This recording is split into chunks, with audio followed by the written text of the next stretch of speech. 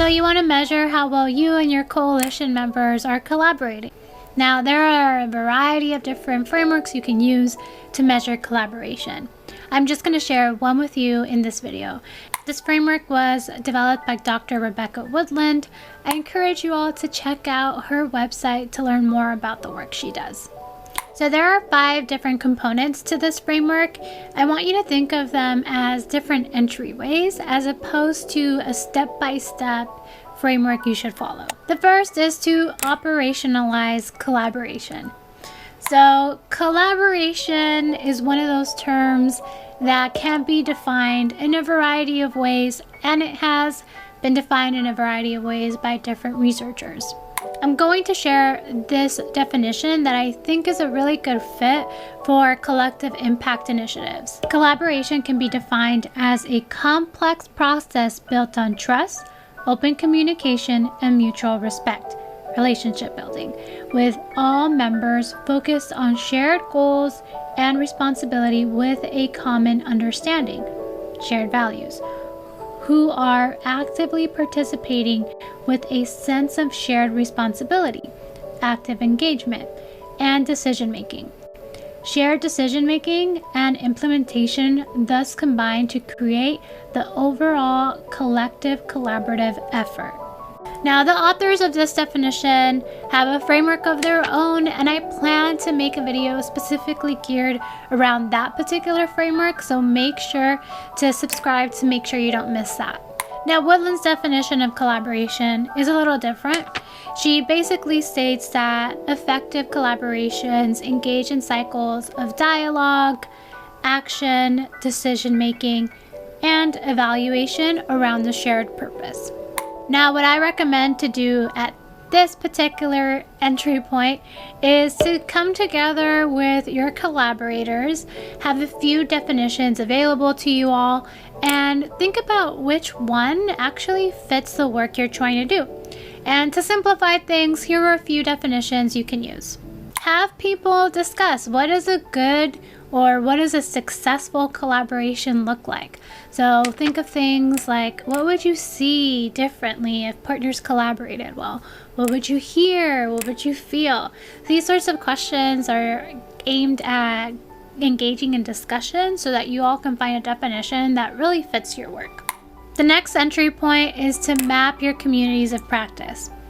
Basically, what you're doing is looking at who is working with who and mapping it out all together. Generally, what happens in a coalition is different partners have different interests, so they might form groups or action committees or subgroups based on their shared interests. So you might have, for example, a group working on maternal mental health.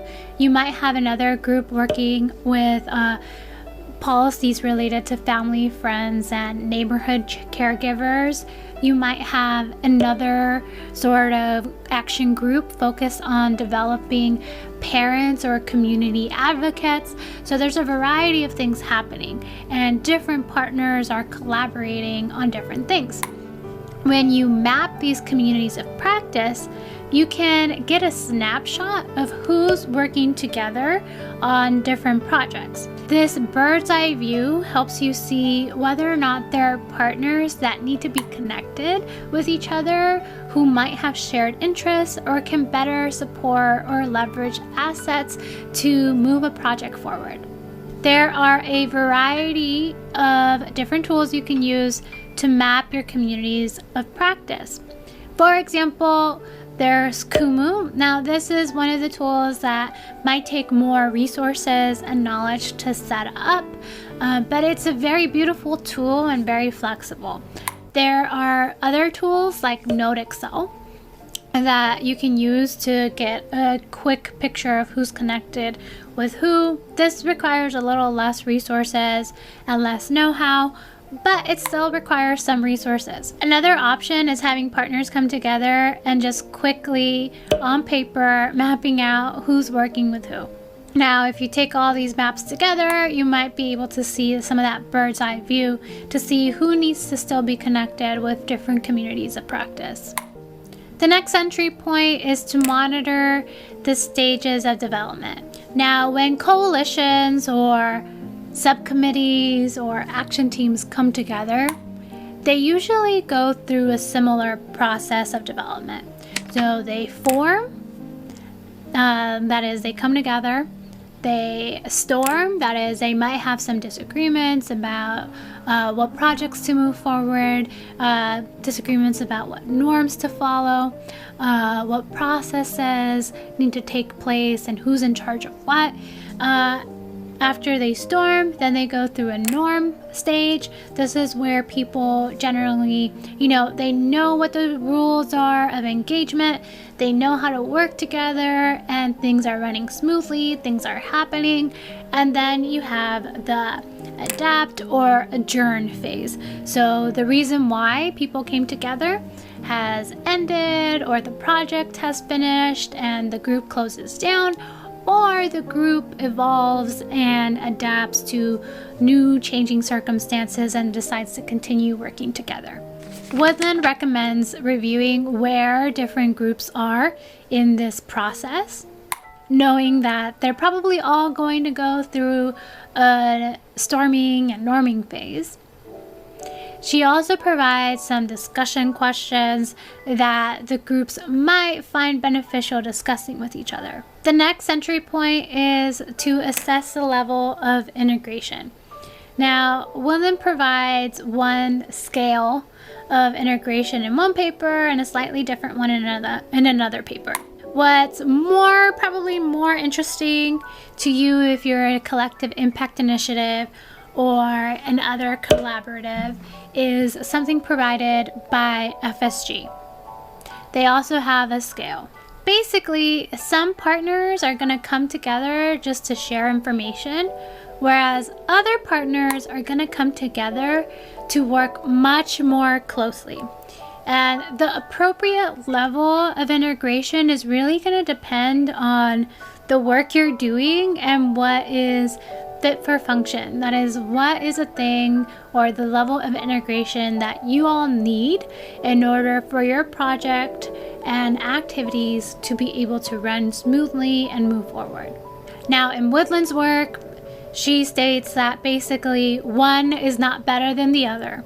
But if you look at the FSG model, there are some that are said to have more turf. So this sort of implies that one is better than the other.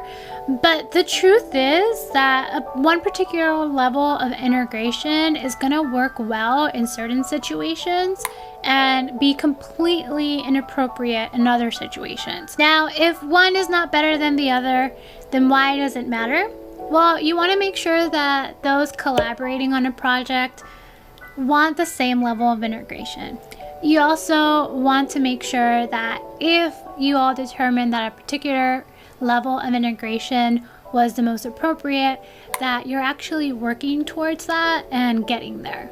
Now, the final entry point for measuring or assessing collaboration is to review the cycles of inquiry. Now, this one's my favorite.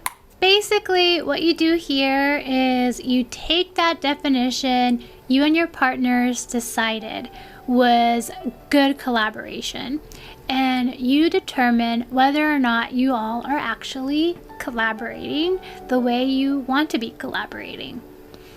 So, for Woodland, her different aspects of a good collaboration is dialogue, action, decision making, and evaluation.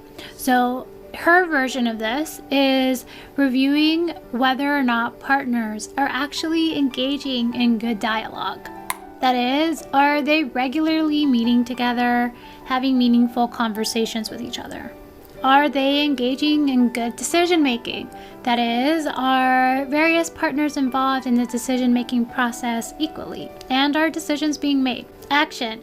Are projects actually being implemented? Are they moving beyond just discussion? And finally, evaluation.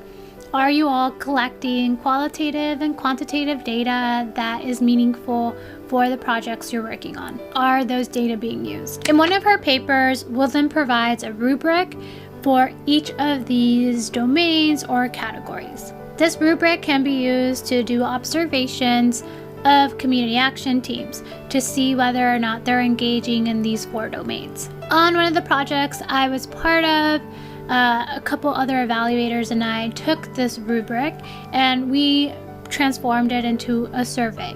We asked coalition members basically to rate themselves on the survey to see how well they were doing in these various aspects. We took their responses and shared it back with them, and it was a jumping off point for conversation. So they had a conversation about how well they're dialoguing with each other. They had a conversation about how well they're making decisions, implementing activities, and evaluating their work. The magic wasn't really in the survey itself, it was really in that discussion that came from reviewing the data. It came from the collaborative really being able to reflect on various aspects of collaboration and thinking about what they needed to do to improve their coalition. I'm going to put tools and resources together around measuring collaboration. So make sure to jump into my mailing list to get access to that folder of tools.